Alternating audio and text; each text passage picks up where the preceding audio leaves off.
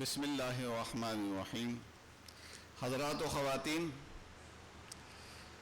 جیسے کہ آپ کے علم میں ہے کہ القرآن کورسز نیٹ ورک پاکستان کے زیر اہتمام ہر ماہ کے دوسرے اتوار کو یہاں القرآن کورسز سینٹر میں فکری و اصلاحی موضوعات پر درس قرآن و حدیث کا سلسلہ منعقد کیا جاتا ہے، اور آج کی نشست بھی اسی سلسلے کی کڑی ہے، اور آج کا ہمارا موضوع ہے نسل نو پر جدید مواصلاتی ٹیکنالوجی کے اثرات کا جائزہ۔ آج کے ہمارے مدرس ممتاز عالم دین اور جامعۃ الرشید کے استاد الحدیث و مفتی محترم جناب مفتی محمد حسین خلیل خیل صاحب ہیں۔ موضوع انتہائی فکر انگیز ہے، اور اس موضوع کے حوالے سے اس کے جہاں منفی پہلو ہیں وہاں مثبت پہلو بھی ہیں، اور مفتی صاحب جہاں اس کے منفی پہلوؤں کو اجاگر کریں گے اور ہمارے یہاں کے عام طبقے کو اس طرف متوجہ کریں گے، اسی طریقے سے اس کے جو مثبت پہلو ہے اس کے حوالے سے بھی آگاہی فراہم کریں گے، اور ہمیں کم سے کم یہ بھی معلوم ہونا چاہیے کہ اس ٹیکنالوجی کے ذریعے سے ہمارے یہاں جدید دنیا میں جو بھرپور فائدہ اٹھایا گیا ہے وہ کیا کچھ ہے۔ میں جناب مفتی صاحب سے گزارش کروں گا کہ درس قرآن و حدیث کا آغاز فرمائیں۔ بسم اللہ الرحمن الرحیم۔ الحمدللہ رب العالمین، والصلاة والسلام علی سید الانبیاء والمرسلین وعلی آلہ وصحبہ اجمعین، اما بعد۔ اعوذ باللہ من الشیطان الرجیم۔ یا ایہا الذین آمنوا قوا انفسکم واہلیکم نارا وقودها الناس والحجارہ، وقال تعالی یا ایہا الذین آمنوا لیبلونکم اللہ بشیء من الصید تنالہ ایدیکم ورماحکم لیعلم اللہ من یخافہ بالغیب۔ وقال علیہ الصلاة والسلام النظر سهم من سهام ابلیس مسمومہ۔ وقال علیہ الصلاة والسلام نعمتان مغبون فیہما کثیر من الناس الصحة والفراغ، او کما قال علیہ الصلاة والسلام۔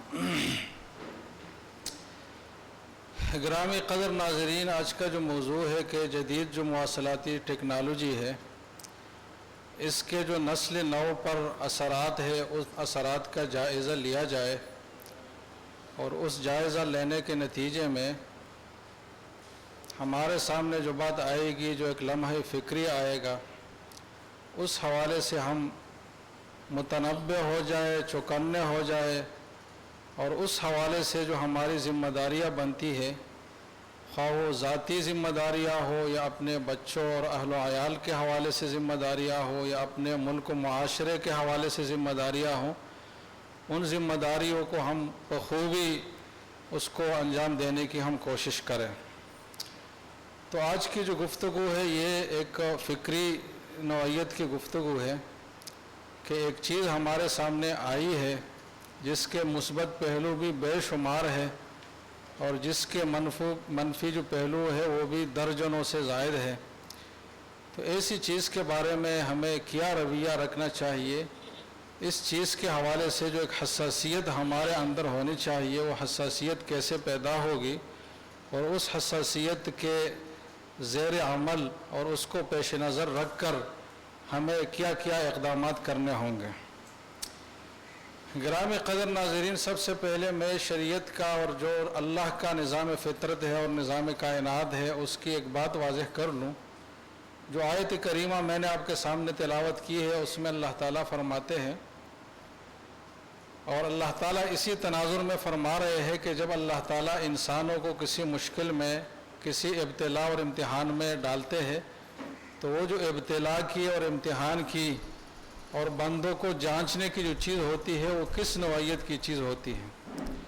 تو عادت اللہ اور سنت اللہ یہی ہے کہ اللہ تعالیٰ عموماً جب لوگوں کو مبتلا فرماتے ہیں تو ایسی چیز کے ذریعے مبتلا فرماتے ہیں جس تک لوگوں کی رسائی بہت آسانی سے ہو سکتی ہوں، جس کے لیے کچھ زیادہ تگ و دو کرنے کی ضرورت نہ ہو. ایسے موقع پر پھر پتہ چلتا ہے کہ کون اللہ سے واقعی ڈرتا ہے اور کون بے خوف ہے. جو آیت کریمہ میں نے تلاوت کی ہے وہ حالت احرام کے حوالے سے ہے کہ جب حاجی یا عمرہ کرنے والا احرام باندھتا ہے تو پرانے زمانے میں تو یہ آج کل جو اسفار کے ذرائع ہے، جہاز ہے، پھر گاڑیاں ہے، یہ چیزیں تو نہیں تھی. عرب کے لوگ دور دراز علاقوں سے مہینوں کا سفر پیدل طے کر کے حج اور عمرے کے لیے آتے تھے. تو اس موقع پر حج اور عمرے کے احرام کا ایک حکم ہے کہ جب خشکی کا جو شکار ہے اس کو آپ نہیں کر سکتے، اس شکار کو آپ مار بھی نہیں سکتے، اس کو کھا بھی نہیں سکتے، اس شکار کی طرف کسی کی رہنمائی بھی نہیں کر سکتے. یہ ایک احرام کی بہت ساری پابندیوں میں سے ایک پابندی ہے. لیکن اس پابندی کو اللہ تعالیٰ نے جس انداز سے بیان فرمایا ہے تو اس سے اللہ تعالیٰ کا جو سنت ابتلا ہے، انسانوں کو مبتلا کرنے کی جو سنت ہے اللہ تعالیٰ کی، اس کی ایک چیز، ایک واضح علامت ہمارے سامنے آتی ہے. اللہ فرماتے ہیں کہ لَيَبْلُوَنَّكُمُ اللَّهُ بِشَيْءٍ مِّنَ الصَّيْدِ، کہ اللہ تعالیٰ تمہیں شکار کے ذریعے سے ابتلا میں ڈالنا چاہتے ہیں. اور یہ شکار ایسا ہے کہ تَنَالُهُ أَيْدِيكُمْ وَرِمَاحُكُمْ، کہ اس شکار تک آپ کی رسائی بہت ہی آسان ہوگی، آپ کا ہاتھ بھی اس تک پہنچ سکے گا، اور آپ جو نیزہ جو شکار کرنے کے لیے اٹھائیں گے وہ نیزہ بھی بہت آسانی سے اس شکار کو پہنچ سکے گا.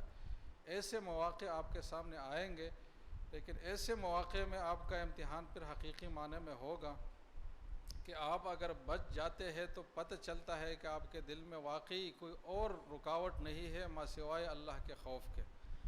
اور اگر آپ کر گزرتے ہیں تو اس کا مطلب یہ ہے کہ اللہ کا خوف تو آپ کے دل میں نہیں ہے. ہاں، کوئی کام جب آپ سے نہیں ہوتا تو اس کے وسائل نہیں ہوتے، اس لیے نہیں ہوتا، آپ کی گنجائش اتنی نہیں ہوتی، یا آپ کا موڈ نہیں ہوتا اس کام کرنے کا، اس لیے وہ نہیں ہوتا. لیکن جب یہ چیزیں ہو تو پھر آپ وہ کام کر لیتے ہیں. تو اس کا مطلب یہ ہے کہ آپ اللہ سے نہیں ڈرتے، آپ اپنے نفس کی خواہش کے مطابق چل رہے ہیں. بنی اسرائیل کو اللہ تعالیٰ نے جس امتحان میں ڈالا کہ ہفتے کے دن مچھلیوں کا شکار ان کے لیے ممنوع تھا، تو اس امتحان کو جب قرآن نے بیان کیا ہے تو یہ الفاظ ہے قرآن کے کہ استأتیہم حیتانہم یوم سبتہم شرعا، کہ جب ہفتے کا دن ہوا کرتا تھا تو پانی میں مچھلیاں بہت کثرت کے ساتھ آتی تھی اور سر اٹھا کر لوگوں کو دعوت دیتی تھی کہ آؤ ہمیں شکار کرو.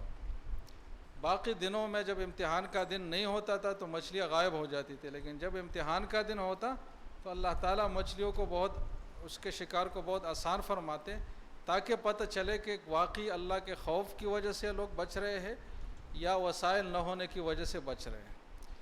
تو ان دو آیات کے تناظر میں ہم یہ بات کہہ سکتے ہیں کہ اگر آپ نے اس بات کا جائزہ لینا ہے کہ یہ چیز لوگوں کے امتحان کے لیے ہے، لوگوں کو جانچنے کے لیے ہے یا کیا ہے، تو اس کی واضح علامت یہ ہے کہ اس چیز تک رسائی بہت آسان ہو جاتی ہے اور وہ چیز ممنوع ہوتی ہے.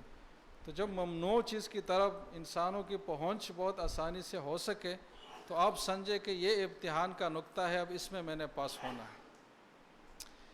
اب اسی بات کو لے کر میں اپنی گفتگو کو آگے بڑھاتا ہوں کہ آج کی جو بہت ساری ایجادات ہے اس میں جو مواصلاتی ٹیکنالوجی آج کی آئی ہے، یہ ٹیکنالوجی اسی نوعیت کی ایک چیز ہے. یہ ایک کلک پر اور ایک انگلی ہلانے پر آپ بہت کچھ کر سکتے ہیں.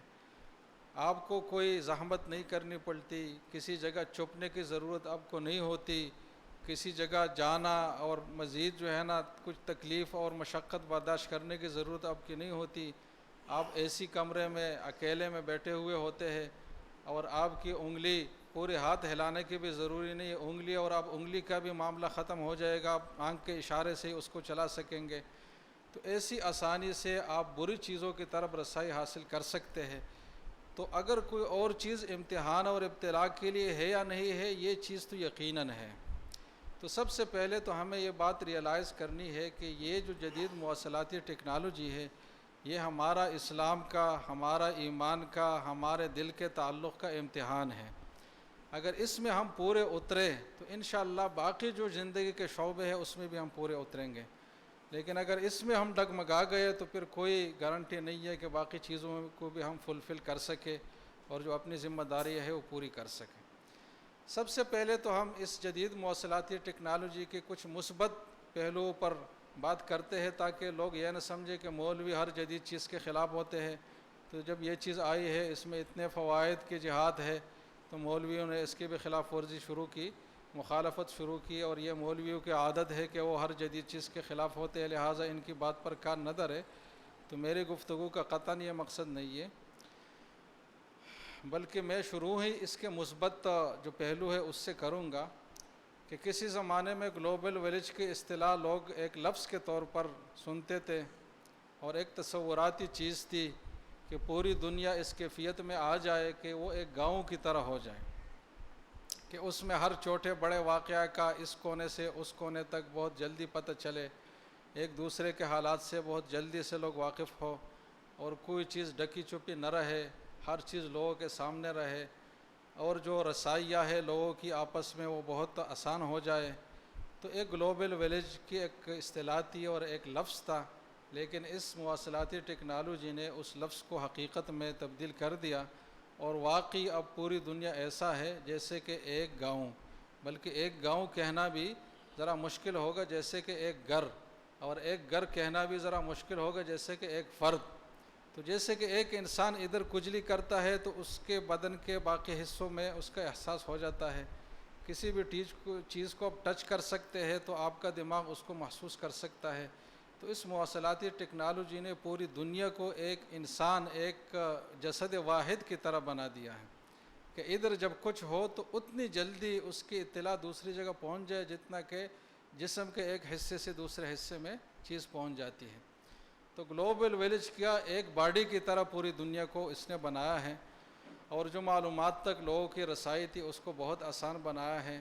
بہت ساری مفید معلومات جو آپ کو برسہا برس کی محنت اور مشقت کے بعد حاصل نہیں ہو سکتی تھی، وہ اب توڑے منٹ کے سرچ پر وہ چیزیں آپ کو حاصل ہو سکتی ہے۔ آپ نے اگر کوئی کاروبار کرنا ہے تو اس کاروبار کے جتنے بھی پہلو ہیں، اس کا مٹیریل کہاں سے آپ نے ڈھونڈنا ہے، اس کو مینوفیکچر کیسے کرنا ہے، اس کی ڈسٹریبیوشن آگے کیسے کرنی ہے، اس کی ایڈورٹائزنگ کیسے کرنی ہے، کاروبار کے الف سے لے کر یا تک جتنے بھی اسپیکٹس ہے اور جتنے بھی فیزز ہے ان سب کو بہت آسان اس نے بنایا ہے۔ آپس میں لوگوں کے جو انسانی تعلقات ہے، رشتے ناتے ہیں، رابطے ہیں، اس کو بہت ہی آسان بنا دیا ہے۔ آپ کا بھائی اگر ادھر ہے تو ہو سکتا ہے کہ اس تک جو آپ کا فزیکل ایکسس ہے وہ اتنی جلدی میں نہ ہو سکے، لیکن اگر وہ امریکہ میں بیٹھا ہوا ہے تو آپ کی جو ڈیجیٹل ایکسس ہے وہ جلدی سے اس کی طرف ہو جائے گا۔ تو آپ کسی بھی شخص کے کسی بھی حالت سے باخبر ہو سکتے ہیں، اپنے رشتوں کو آپ نبھا سکتے ہیں، اپنے لوگوں سے آپ متعلق رہ سکتے ہیں، اور آپ پر جو ذمہ داریاں ہے اس کو آپ پوری کر سکتے ہیں، اپنے بچوں کو اپنی نگرانی میں رکھ سکتے ہیں، ان کو بر وقت اپنا پیغام پہنچا سکتے ہیں۔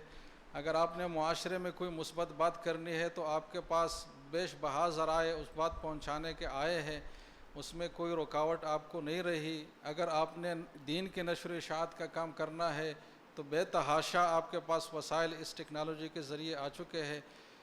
تو اگر آپ اس طرح گنتے جائیں تو بہت ہی اس کے مثبت پہلو ہے جس سے کوئی انکار نہیں کیا جا سکتا، اور دوسری طرف اس بات سے بھی انکار نہیں ہو سکتا کہ اس کی افادیت کے ساتھ ساتھ یہ لوگوں کی ایک ضرورت بھی بن چکی ہے، اور لوگوں نے اس کو اپنی زندگی میں اپنایا بھی ہے۔ یعنی بعض چیز اہم تو ہوتی ہے لیکن لوگ اس کو نہیں اپناتے، یا لوگوں کے لیے اس تک رسائی مشکل ہوتی ہے، تو اس میں یہ پہلو بھی نہیں ہے۔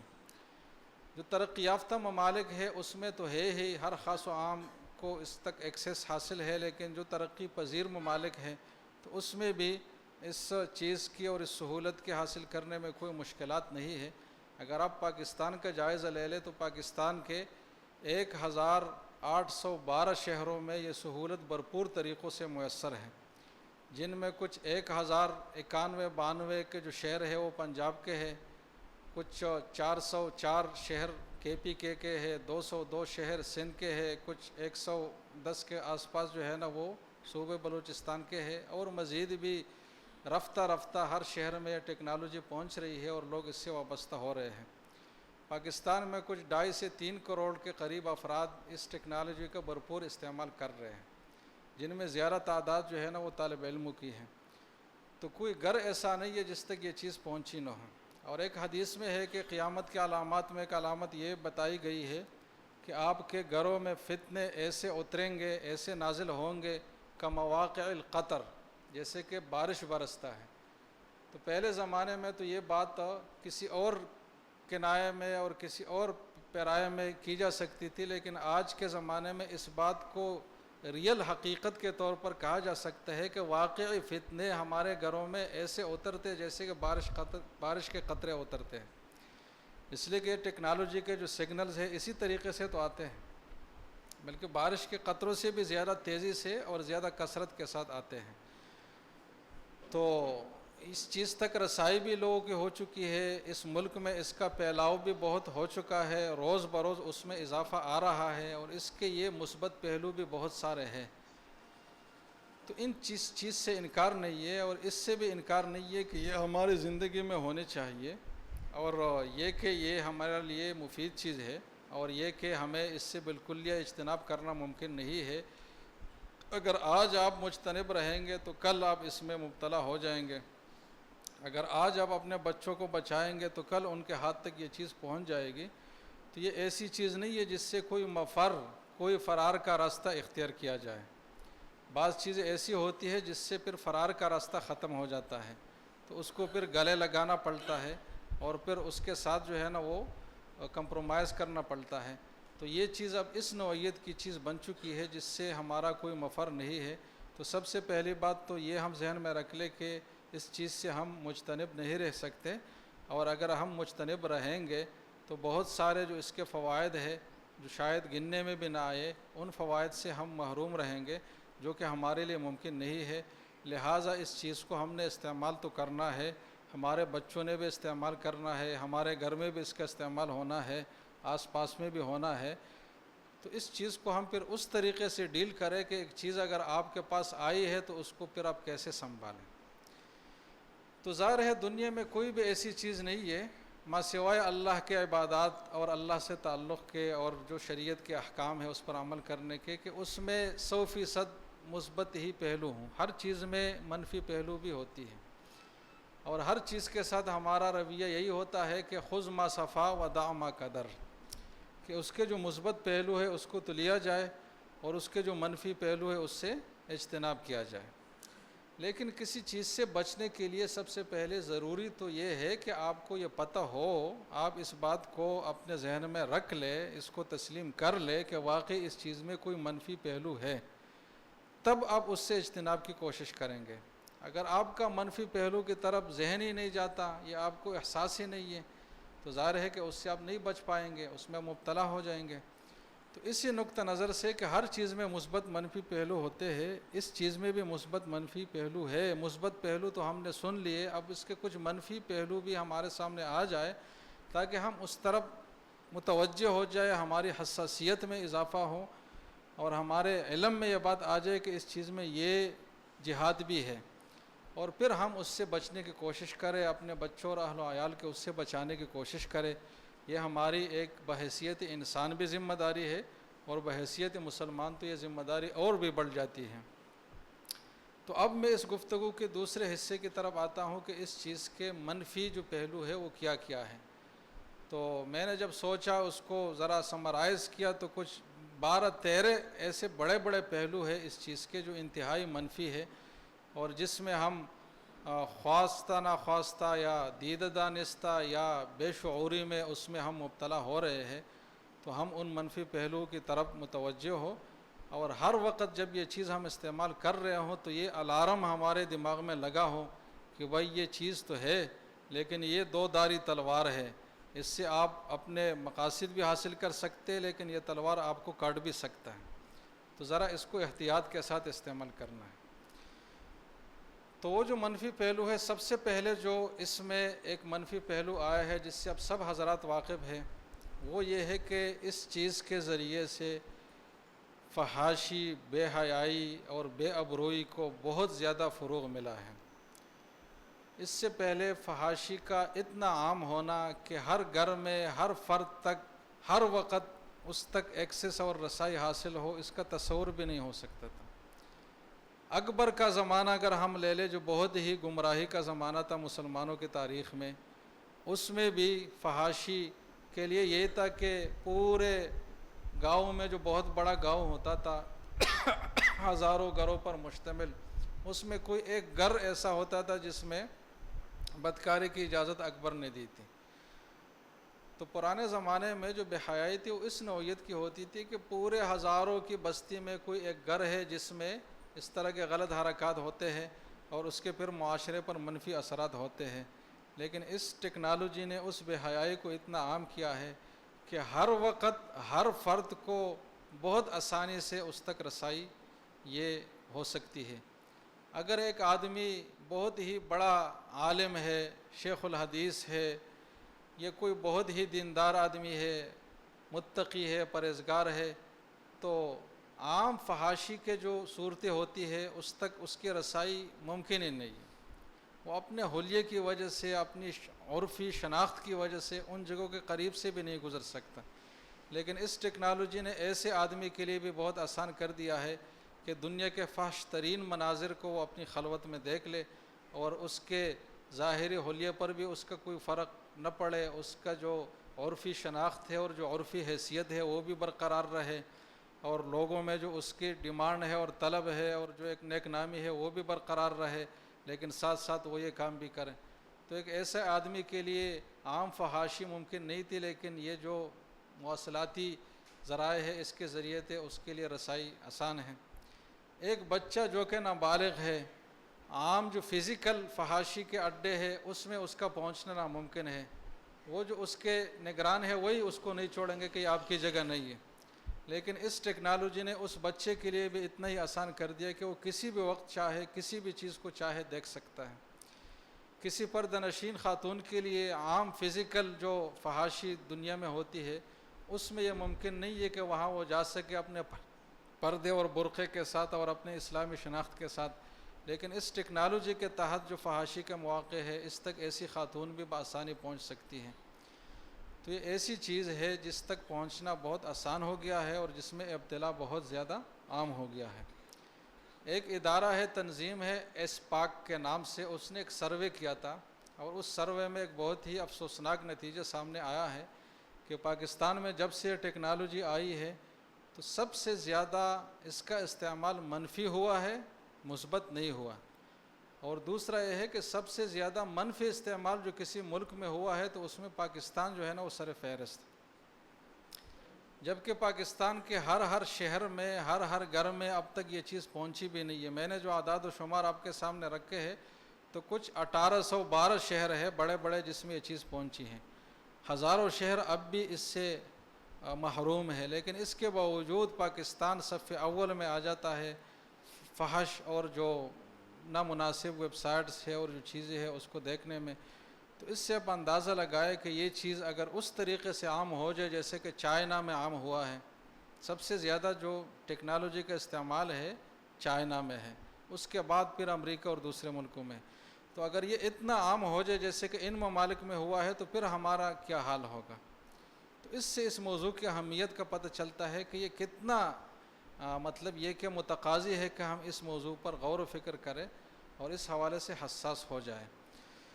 تو میں منفی پہلوؤں کا ذکر کر رہا تھا، تو سب سے پہلے جو منفی پہلو ہے وہ فحاشی کا فروغ ہے، اور فحاشی کا ایسا فروغ ہے کہ آپ ذہن میں جو بھی فحاشی کا منظر سوچے تو وہ آپ کو نیٹ پر مل سکتا ہے۔ یعنی اس میں جو وسعت آئی ہے نا، فحاشی کی جو کوالٹیز بہت ساری آئی ہے، اس میں بھی بہت زیادہ اس میں ایک پوری جہان آپ کو مل جاتی ہے اگر آپ اس ٹیکنالوجی کے اندر جائیں۔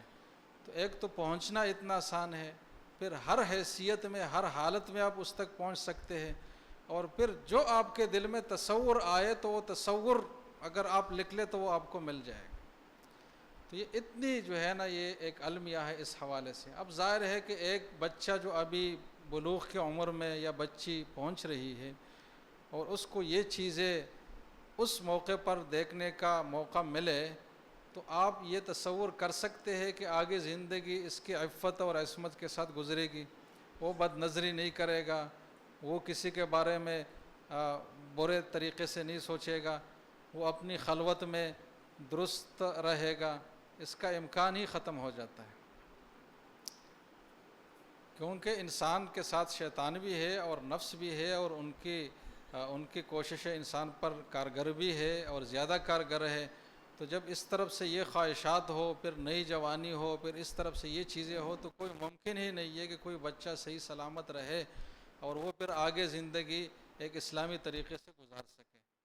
تو ہمیں اپنے بچوں کے حوالے سے بہت فکر مند ہونا ہوگا کہ ہم جو دینداری کے تقاضے پورے کرنے چاہتے ہیں تو ہمارے اندر جڑوں میں کچھ ایسی چیزیں ڈالی جا چکی ہے جس میں یہ چیز ہماری کارآمد اور برابر ثابت نہیں ہو سکتی جو ہم دینداری کی کوشش کر رہے ہیں۔ اور قرآن کی جو آیت میں نے آپ کے سامنے تلاوت کی ہے کہ قوا انفسکم واہلیکم نارا، کہ اپنے آپ کو بھی اور اپنے اہل و عیال کو بھی آگ سے بچائیے، ہماری ذمہ داری ہے۔ تو اگر اس چیز میں آزادانہ استعمال ہے اور ہمارے گھر میں اس کا استعمال ہو رہا ہے، ہمارے جو زیرِ تربیت اور ذمہ داری کے نیچے جو افراد آتے ہیں وہ اگر یہ کر رہے ہیں تو ہم اس قرآن کی اس آیت پر عمل کبھی بھی نہیں کر سکتے، اور ہم اپنے آپ کو اور اپنے بچوں کو کبھی بھی آگ سے نہیں بچا سکتے۔ تو سب سے پہلا جو منفی پہلو ہے وہ یہ ہے۔ اس پہ بہت طویل گفتگو کی جا سکتی ہے، بہت اعداد و شمار پیش کیا جا سکتے، لیکن وقت کی گنجائش ہمارے پاس کم ہے تو میں بہت اختصار کے ساتھ گفتگو چلانا چاہتا ہوں۔ دوسرا جو اس کا ایک بہت ہی منفی پہلو سامنے آیا ہے وہ وقت کا ضائع ہونا ہے۔ عربی میں ایک مقولہ ہے الوقت من ذہب، کہ انسان کی جو عمر ہے، جو لمحات زندگی ہے، اس کو اگر آپ کسی قیمتی چیز سے تشبیہ دے سکتے ہیں تو سونا ہی اس کی تشبیہ کے قابل بن سکتا ہے، کہ وقت کے جو ذرات ہے، جو اجزاء ہے، یہ ایسے ہی جیسے کہ سونے کے ذرات اور اجزاء ہیں۔ تو اگر کسی کے پاس سونا ہے تو اس کی کتنی حفاظت کرے گا؟ ظاہر ہے دنیا میں جتنے بھی اسباب انسان کو حاصل ہے سب سے زیادہ حفاظت کے قابل چیز سونے کو سمجھا جاتا ہے۔ تو وقت کے لیے تو اس کی اہمیت اس سے بھی زیادہ ہے، لیکن دنیا میں کوئی اور چیز ہے نہیں جس سے ہم تشبیہ دے سکے، تو ہم سونے سے ہی تشبیہ دیں گے جو ذرا کم درجے کی چیز ہے وقت کی بنسبت۔ یہ وقت کتنا قیمتی ہے، اس وقت کی حرمت پر اور اس وقت کے قیمتی ہونے پر اللہ تعالیٰ نے قسم اٹھائی ہے، بلکہ قسمیں اٹھائی ہے قرآن کریم میں۔ والعصر ان الانسان لفی خسر، کہ زمانے کی قسم، زمانے کی اہمیت کی قسم، کہ انسان خسارے میں ہے مگر یہ لوگ خسارے سے بچے ہوئے ہیں۔ والضحیٰ واللیل اذا سجا، چاشت کے وقت کی قسم، رات کے وقت کی قسم۔ واللیل اذا یغشا والنہار اذا تجلی، رات کے وقت کی قسم، دن کے وقت کی قسم۔ تو پورے زمانے کی بھی اللہ نے قسم اٹھائی ہے، اور اللہ تعالیٰ جس چیز کے اوپر قسم اٹھاتے ہیں تو اس چیز کو بہت احترام دینا چاہتے ہیں۔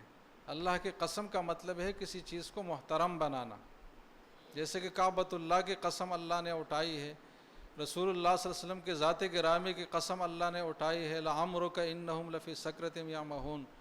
تو اللہ کی قسم کا مطلب یہ نہیں ہے کہ اگر میں خلاف ورزی اس کا کروں گا تو مجھے نقصان ہو، اللہ کو تو کوئی نقصان نہیں ہو سکتا۔ اللہ کے قسم اٹھانے کا مطلب ہے اس چیز کا انتہائی اہم ہونا اور اس چیز کا انتہائی قابل احترام ہونا۔ تو ہمیں یہ جو زندگی کے لمحات اللہ نے دیے ہیں یہ انتہائی اہم ہے، لیکن اس انتہائی اہم کی چیز کو ہم اتنے بے دردی سے ضائع کرتے ہیں اس جدید مواصلاتی ٹیکنالوجی کے ذریعے سے، جس بے دردی سے کوئی کچرے کو بھی ضائع نہیں کرتا۔ صحیح بات یہ ہے، کچرے کو بھی آدمی ذرا جگہ ڈھونڈ کر پھینکتا ہے، لیکن اس کے ذریعے جو وقت ہمارا ضائع ہوتا ہے، دن رات کے کسی بھی وقت ہم فیس بک پر بیٹھ جائے تو گھنٹوں گھنٹوں اس کے لیے وقف ہے، کوئی یہ احساس ہی نہیں ہے کہ یہ وقت اتنا قیمتی ہے جس کے ذریعے سے میں اس جنت کو کما سکتا ہوں کہ عرضها السماوات والارض، کہ آسمانوں اور زمینوں سے زیادہ اس کا پھیلاؤ ہے۔ اتنی بڑی چیزوں کو، نعمتوں کو، اللہ کے دیدار کو، اللہ کے رضا کو، رسول اللہ صلی اللہ علیہ وسلم کے دیدار کو، رسول اللہ کی رضا کو، محبت کو میں حاصل کر سکتا ہوں اس وقت کے ذریعے سے، لیکن یہ وقت ایسا ہے جو ہم ان چیزوں میں بہاتے رہتے ہیں، اور ایسا ہمارا وقت اس میں ضائع ہوتا ہے جیسے کہ گٹر لائن میں گندگیاں بہتی ہیں۔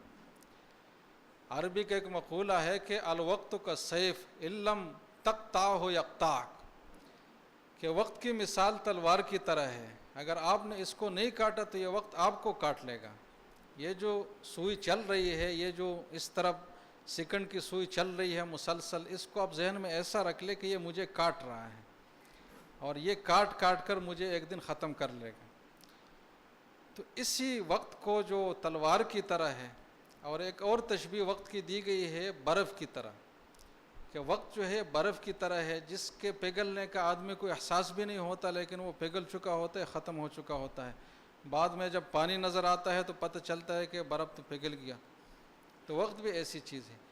تو اتنی حساس چیز، اتنی قیمتی چیز، اتنی بیش بہا چیز، اتنا بڑا خزانہ جو ہمیں میسر ہے، اللہ تعالیٰ نے ہمیں جو لمحات دیے ہیں، اس کو ہم بہت ہی بے دردی، بے باکی، لا ابالی پن کے ساتھ اس مواصلاتی ٹیکنالوجی کے ذریعے گٹر کے پانی کی طرح بہاتے ہیں۔ تو یہ کتنے بڑے خسارے کا سودا ہم کرتے ہیں۔ اس میں ہم بڑے بھی مبتلا ہیں، چھوٹے بھی مبتلا ہیں۔ بعض لوگوں کے لیے تو موبائل ایسی بن گئی ہے، پہلے زمانے میں نعرہ تھا کہ روٹی کپڑا مکان، اب وہ نعرہ بدل گیا ہے روٹی کپڑا اور وائی فائی اور انٹرنیٹ۔ تو روٹی کپڑے کے بعد پھر یہ لوگوں نے اپنی ضرورت سمجھی ہے کہ اس طریقے سے اس کو کرنا ہے۔ تو ایک بہت بڑی نعمت سے اس کی وجہ سے ہم مسلسل محروم ہو رہے ہیں، اور دنیا میں کوئی اور ایسے خسارے کی چیز نہیں ہے جو ہمیں مسلسل اتنا محروم کر رہا ہو اتنی قیمتی چیز سے۔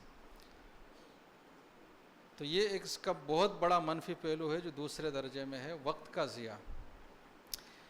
تیسرا یہ ہے کہ انسانی صحت کے لیے بہت ہی نقصان دہ چیز ثابت ہوئی ہے، اور یہ کسی مولوی کی ایسی بات نہیں ہے، سائنسدانوں نے اس بات پر تحقیق کی ہے، ڈاکٹروں نے تحقیق کی ہے، متعلقہ جو ماہرین ہیں انہوں نے تحقیق کی ہے کہ اس مواصلاتی ٹیکنالوجی کی حیثیت اور اس کے جو نقصانات اور اثرات ہے بعض لوگوں پر ایسے ہی ہے جیسے کہ کسی نشہ آور چیز کی عادت بننے کے نتائج اور اثرات ہوتے ہیں۔ جو آدمی نشئی ہو تو اس کو تو ہر کوئی برا سمجھتا ہے، کوئی اس کو رشتہ بھی نہیں دیتا، لیکن جو آدمی نیٹ کا نشئی ہے تو اس کا پھر کیا ہوگا، یہ تو اس سے بڑھ کر نشئی ہے۔ تو اس کے اثرات انسانی صحت پر ایسے ہی ہے جیسے کہ نشہ آور چیز کے اثرات ہوتے ہیں۔ اس سے آپ کا دماغ معوف ہو جاتا ہے، اس سے آپ کا اعصابی جو نظام ہے وہ خلل انداز ہو جاتا ہے، اس کی وجہ سے آپ کا جو ایک فنکشنلٹی ہے اور آپ کی جو فعالیت ہے وہ ختم ہو جاتی ہے، ایک کاہلی اور سستی کا غلبہ آپ پر ہو جاتا ہے، اس کی وجہ سے آپ کی نظریں کمزور ہو جاتی ہے، اس کی وجہ سے دماغ میں آپ کی خشکی آ جاتی ہے، اس کی وجہ سے آپ ہائی بلڈ پریشر اور شوگر جیسے مہلک بیماریوں کے شکار ہو جاتے ہیں، اور دل کے امراض کا بھی یہ سبب آپ کا بن سکتا ہے۔ تو اگر اس چیز کے استعمال میں اعتدال سے کام نہ لیا جائے تو یہ آپ کے جسم کے لیے ایسے نقصان دہ ثابت ہوگا جیسے کہ چرس ہے، ہیروئن ہے، شراب ہے، کوکین ہے اور دوسرے نشہ آور چیزیں ہیں۔ تو اس کو آپ اس جہت سے بھی دیکھیں کہ بھئی میں کہیں چرسی تو نہیں بن رہا، میں کہیں ہیروئنچی تو نہیں بن رہا، کیونکہ آج کل لوگ موبائل کے ذریعے چرسی اور ہیروئنچی بن جاتے ہیں اور ان کو احساس بھی نہیں ہوتا۔ تو آپ جب اس چیز کو استعمال کریں تو اس پہلو کو بھی ذہن میں رکھیں کہ یہ ایک ایڈکشن بھی میری بن سکتی ہے، اور ایسی عادت بن سکتی ہے جس سے جان چھڑانا پھر میرے لیے ممکن نہیں ہوگا۔ بہت سارے، ایک واقعہ میں نے پڑھا تھا کہ ایک آدمی نے اپنی انگلی کاٹ دی تھی جو کرسر پر استعمال ہوتی ہے، کہ وہ اس چیز کے استعمال سے اتنا تنگ آیا تھا کہ وہ بچ نہیں سکتا تھا، تو اس نے وہ انگلیاں ہی کاٹ دی جس کے ذریعے سے تو مطلب یہ ہے کہ اس حد تک آدمی اس کا عادی ہو سکتا ہے۔ تو اس چیز کو استعمال کرتے ہوئے یہ بات بھی ذہن میں رکھنی چاہیے کہ اس کا آخری نتیجہ یہ بھی ہو سکتا ہے جناب، جو کسی بھی طرح میرے لیے قابل قبول نہیں ہے۔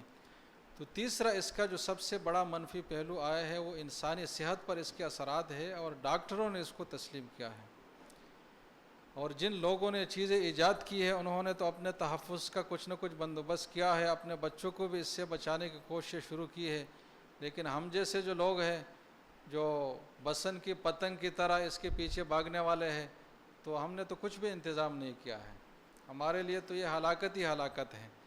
تو اس پہلو کو بھی ہم نے مد نظر رکھنا ہوگا۔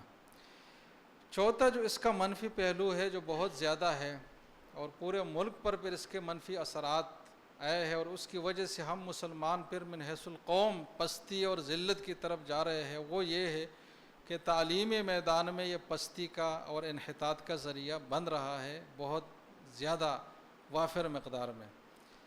تعلیم میں اگر کوئی چیز رکاوٹ تھی تو ان رکاوٹوں کو اب ایک طرف رکھ لے اور اس جدید مواصلاتی ٹیکنالوجی کی طرف جو ایکسس ہمارا پہنچ چکا ہے ہو چکا ہے اس کو دوسری طرف رکھے تو یہ پڑھنا اس سے باری ہوگا۔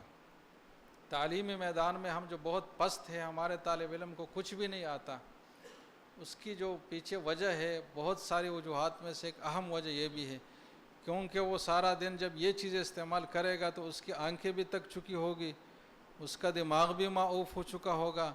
اب یہ ممکن نہیں ہے کہ وہ کوئی پڑھائی لکھائی کا کام کرے، اس کو تفریح پر ہی نکلنا ہوگا۔ تو آدھی زندگی نیٹ پر گزری، آدھی زندگی تفریح میں گزری، تو تعلیم کے لیے جو ایک یکسوئی چاہیے تھی، ایک جہد مسلسل چاہیے تھا اور ایک مسلسل توجہ اور نگرانی چاہیے تھی، وہ چیز کہاں ہو سکتی ہے اس کے ساتھ؟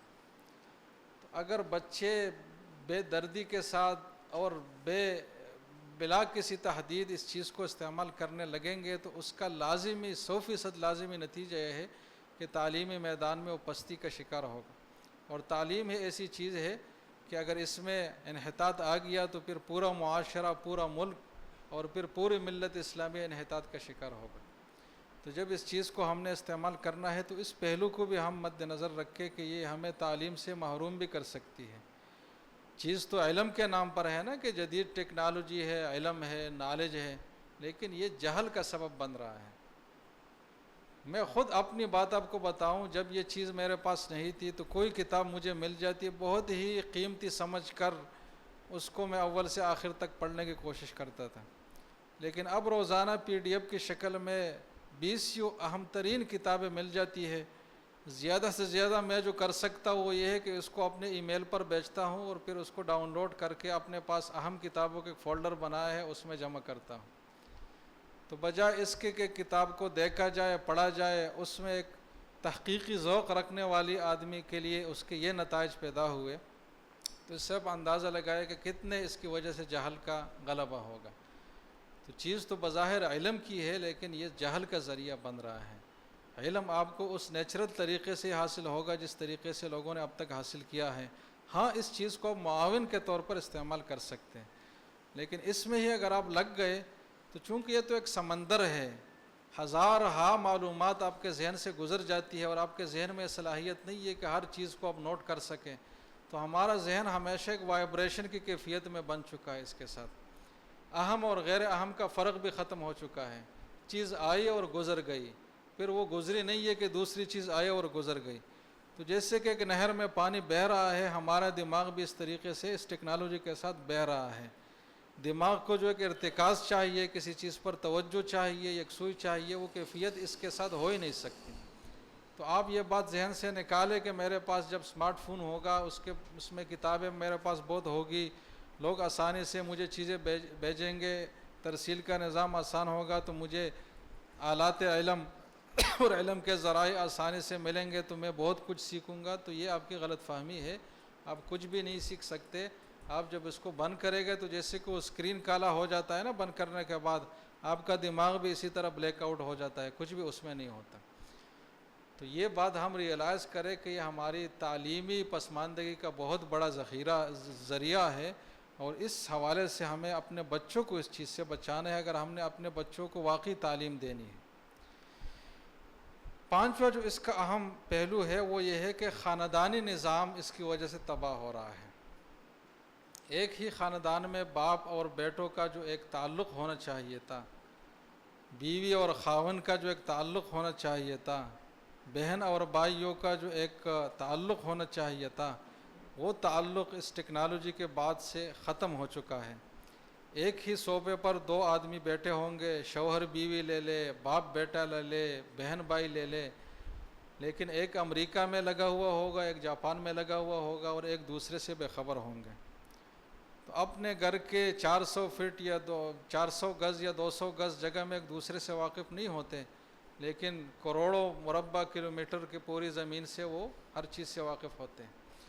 تو یہ ایک بہت بڑا المیہ ہے کہ رشتے ناطے اس کی وجہ سے بہت کمزور پڑ گئے ہیں، کیونکہ لوگوں کے پاس وقت ہی نہیں ہے کہ کسی کے پاس جائے اور اس کو وقت دے۔ زیادہ سے زیادہ واٹس ایپ کسی کو کر لیا تو ظاہر ہے کہ واٹس ایپ اس فزیکل ملاقات کا اور آپ کے آمنے سامنے ملاقات کا متبادل نہیں ہو سکتا۔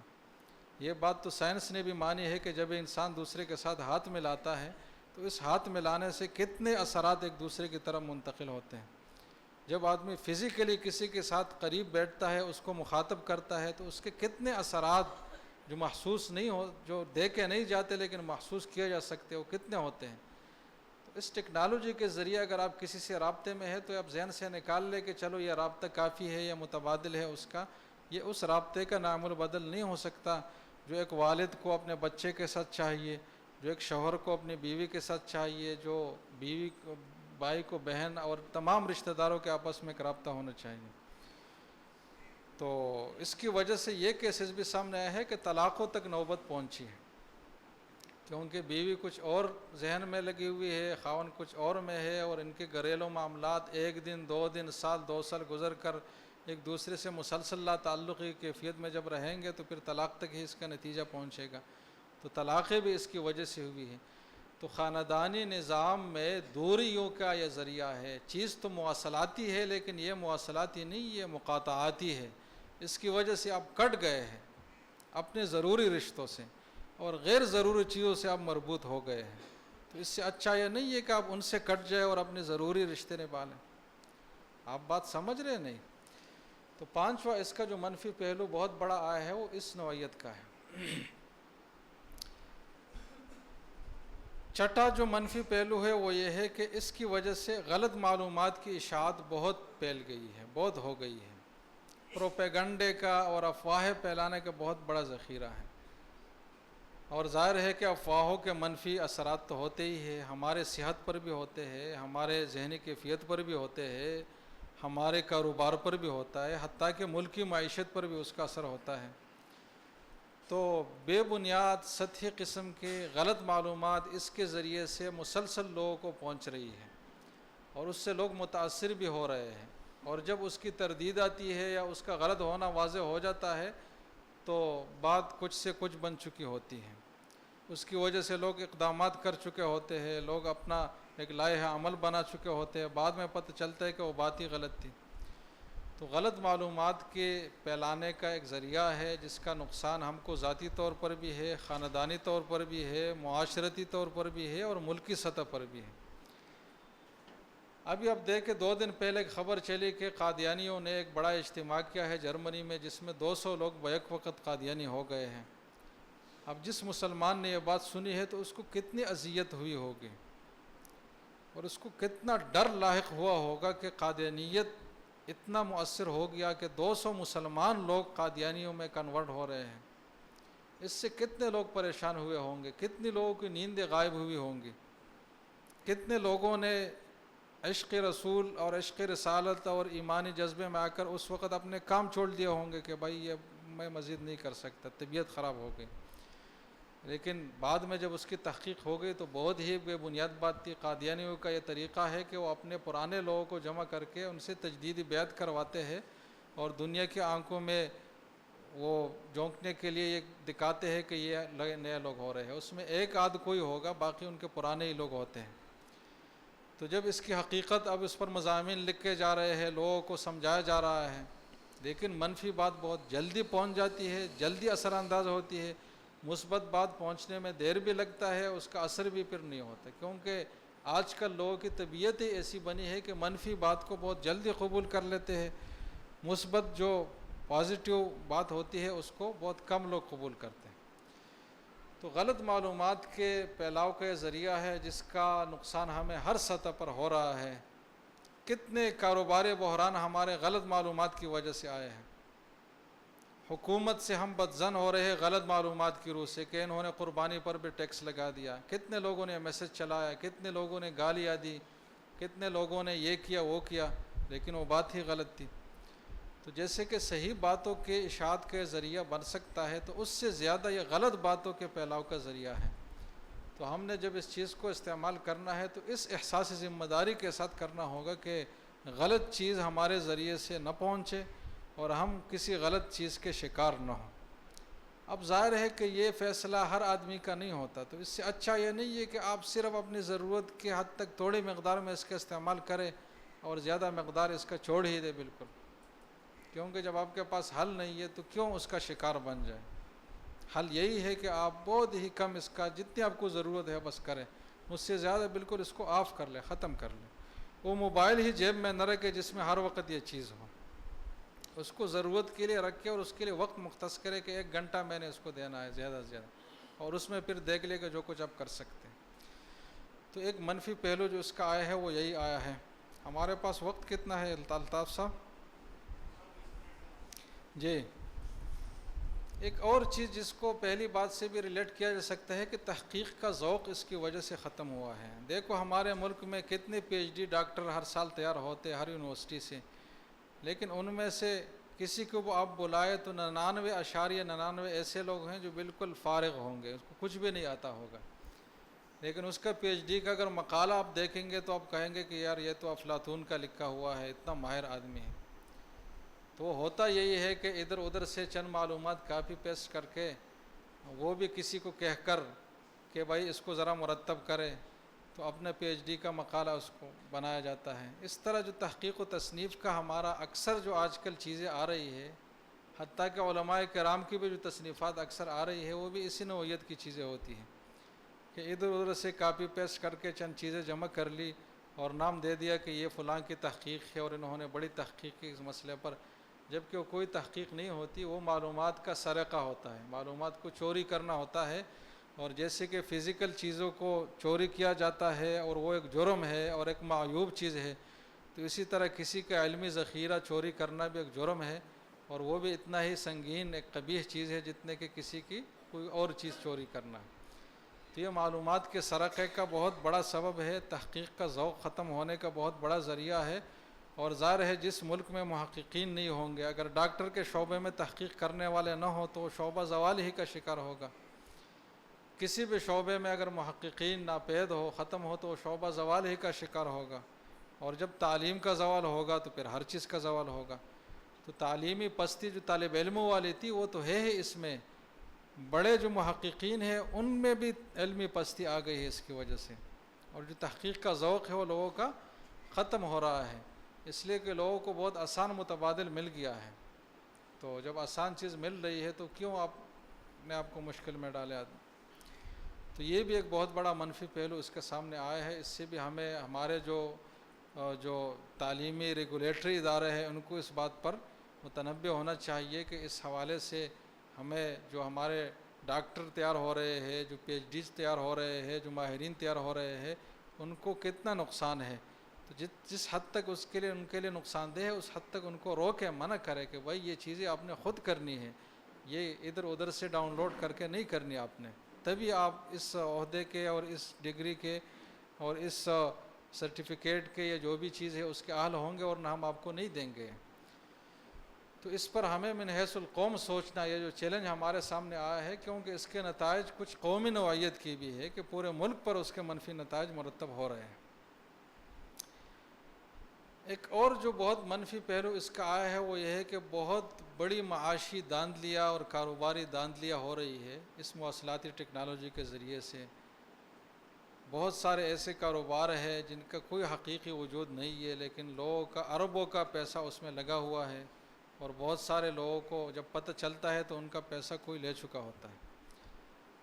بہت سارے فراڈ اور اسکیمیں اس کے ذریعے سے ہزاروں کی تعداد میں ہے، اور نئے نئے اسکیمیں آ رہی ہے۔ یہ جو کموڈیٹی ایکسچینج کا کاروبار ہے یہ سارا خلاف شریعت ہے، فرضی ہے، کوئی حقیقت اس میں نہیں ہے۔ فوریکس کا جو کاروبار ہے جو پوری دنیا میں پھیلا ہوا ہے، یہ بالکل ایک فیک چیز ہے، اس میں کوئی حقیقت نہیں ہے، شرعی حوالے سے ناجائز بھی ہے۔ یہ تو 2-3 مثالیں میں نے آپ کو دے دی، ہزاروں اس طرح کی چیزیں ہیں جو اس ٹیکنالوجی کے ذریعے سے لوگوں کو پہنچ رہی ہے اور لوگ اس سے متاثر ہو رہے ہیں۔ تو ہماری صحت بھی اس کی وجہ سے تباہ، ہمارا ایمان اور عقیدہ بھی اس کی وجہ سے تباہ، اور ہمارا پیسہ بھی اس کی وجہ سے تباہ۔ تو ایک ایسے ڈاکو ہے نا جو ہم کو ہر جہت سے لوٹ رہا ہے، صرف پیسے پر اکتفا نہیں کرتا، ہمارا ایمان بھی لوٹ رہا ہے، ہماری شرم و حیا اور ثقافت بھی وہ لوٹ رہا ہے، اور ہمارے اقدار کو بھی وہ نقصان پہنچا رہا ہے، اور ہماری معیشت کو بھی پہنچا رہا ہے، اور ہمارے ملک کو بھی پہنچا رہا ہے، اور ہر جہت میں پہنچا رہا ہے۔ تو یہ چیز جتنے کہ مفید ہے تو اتنے زیادہ نقصان دہ بھی ہے۔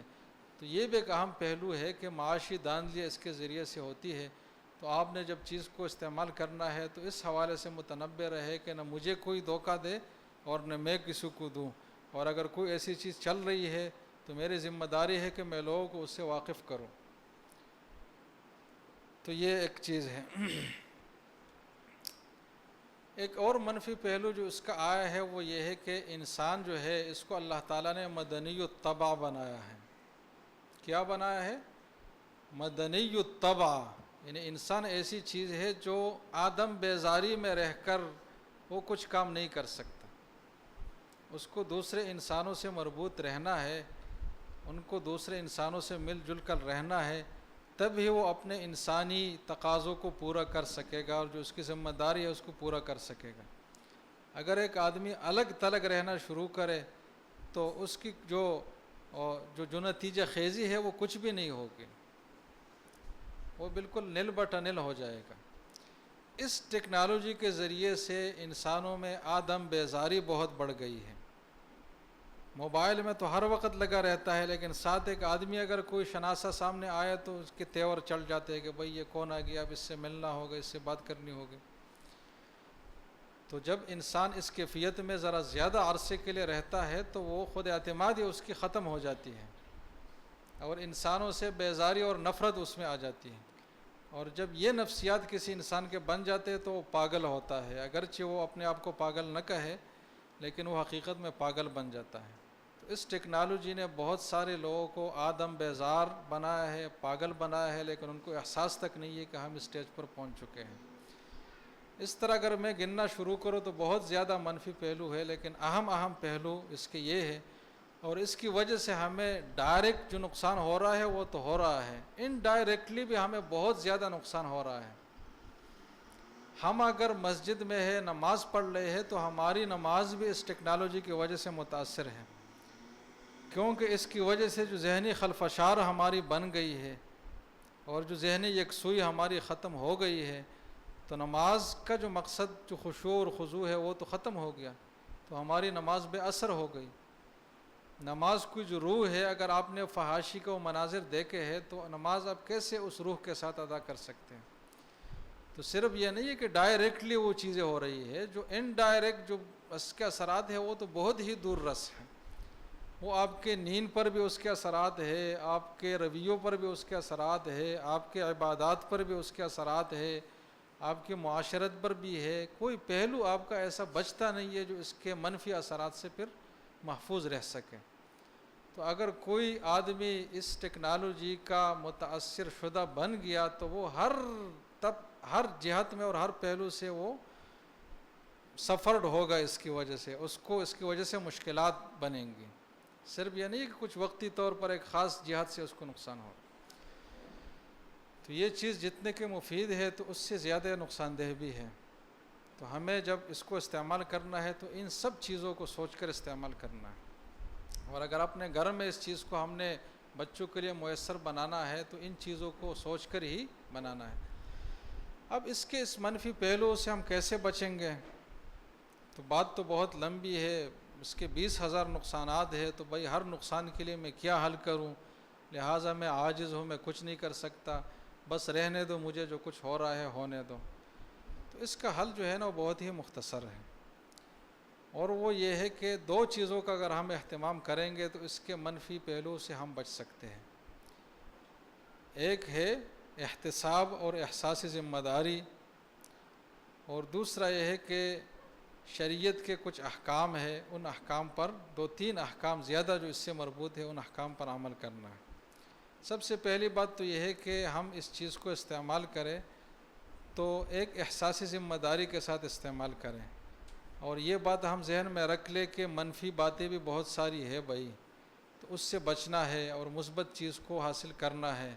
تو اس میں میری ذمہ داری بنتی ہے کہ میں اس چیز کو اس طریقے سے استعمال کروں کہ منفی چیزوں سے بچ جاؤں اور مثبت چیزیں اس سے حاصل کروں۔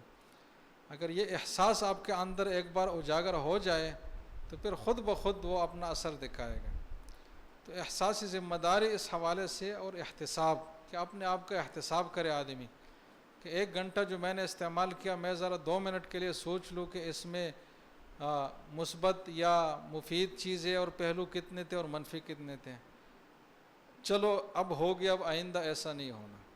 تو اس کے ہر استعمال کے بعد ہم تھوڑا سا اپنا جائزہ لے لیں کہ ہم نے کیا کیا، کیا نہیں کیا۔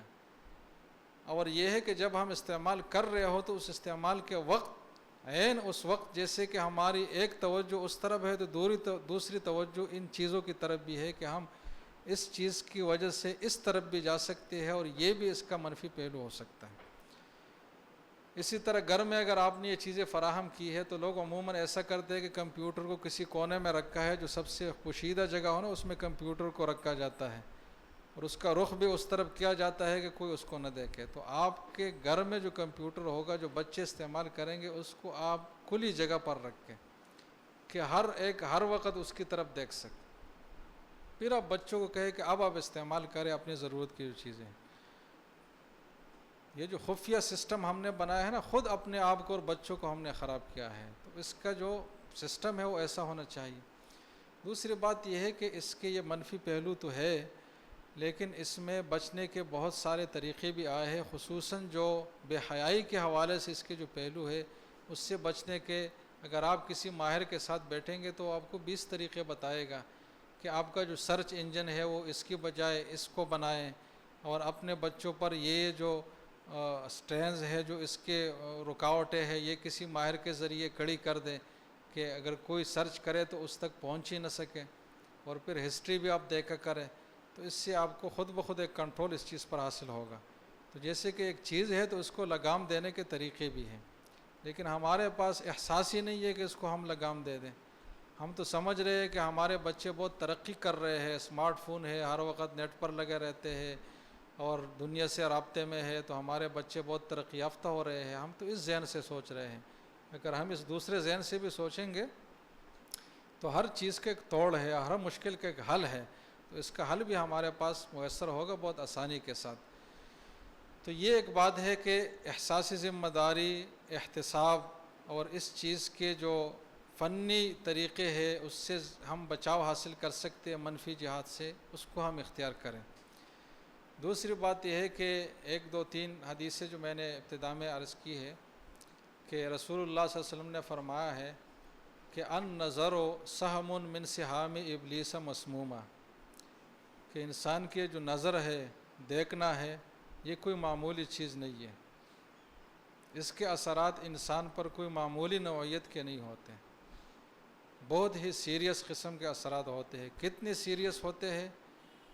تو حضور نے تشبیہ دی ہے کہ سہم من سہام ابلیس مسمومہ، کہ یہ ایک تیر ہے۔ اب تیر سے آدمی کتنا ڈرتا ہے، کتنے اپنے آپ کو بچاتا ہے، اور تیر بھی عام تیر نہیں ہے بلکہ مسموم، جس کو زہر بھی لگایا گیا ہے، جو زہر آلود ہے۔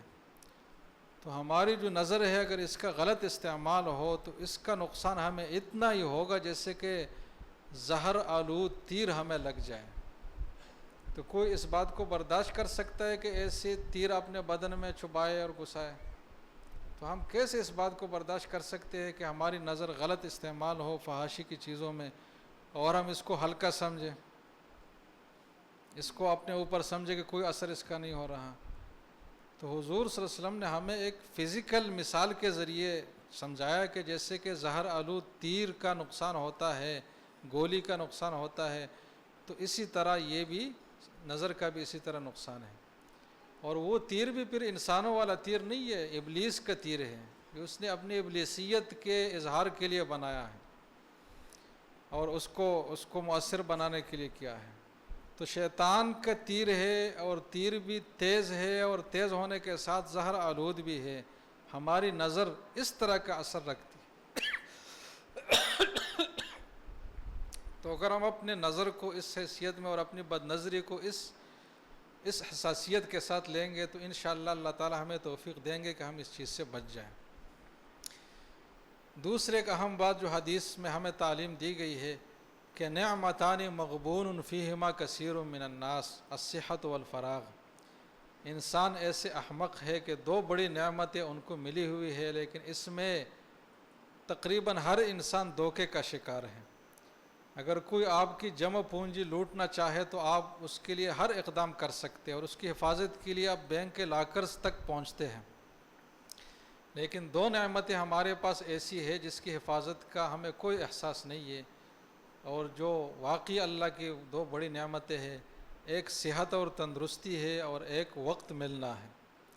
صحت کا اندازہ آدمی کو جب ہوتا ہے جب آدمی بیمار ہو جاتا ہے کہ یار اگر کاش میں صحیح ہوتا تو میں یہ کرتا، میں وہ کرتا، لیکن جب وہ صحیح ہوتا ہے تو کچھ بھی نہیں ہوتا۔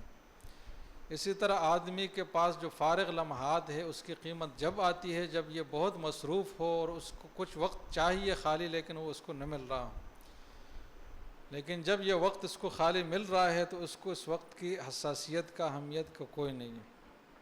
تو اس نصیحت نبویہ کو بھی ہم ذہن میں رکھ کر اس چیز کو استعمال کریں کہ یہ جو صحت اللہ نے ہمیں دی ہے، تندرستی، اگر یہ آنکھ کے اللہ تعالیٰ مجھ سے چھین لے تو میں کچھ بھی نہیں دیکھ سکوں گا۔